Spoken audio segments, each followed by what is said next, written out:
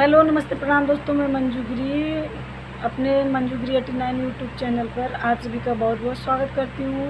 तो फ्रेंड, मैं आप सभी के बीच आज एक नाच गीत लेकर आई हूँ।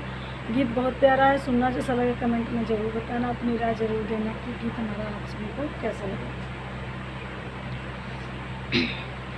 जब रेलिया गर्दा उड़ावे तब सुदिया बालम के आवे, जब रेलिया गर्दा उड़ावे तब सुदिया बालम के आवे, बालम के आवे हो बालम के आवे।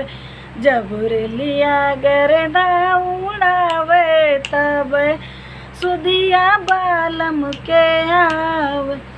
4 महीना पिया गर्मी के दिन माँ, गर्मी के दिन माँ हो गर्मी के दिन माँ। जब केहू बेनिया डोलावे, जब केहू बेनिया डोलावे तब सुदिया बालम के आवे। जब केहू बेनिया डोलावे तब सुदिया बालम के आवे। जब रेलिया गर्दा उड़ावे तब सुदिया बालम के आवे। 4 महीना पिया जाड़ा के दिन माँ, जाड़ा के दिन माँ हो जाड़ा के दिन माँ।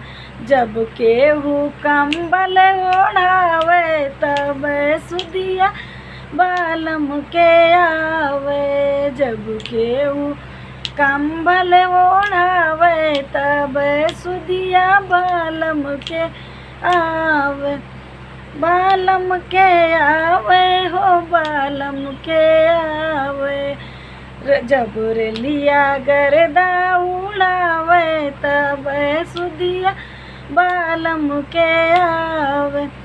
4 महीना राजा बरखा के दिन माँ, 4 महीना राजा बरखा के दिन माँ।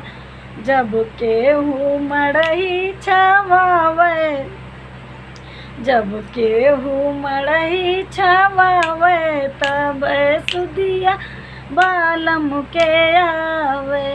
जब केहू मड़ही छवावे तब सुदिया बालम के आवे।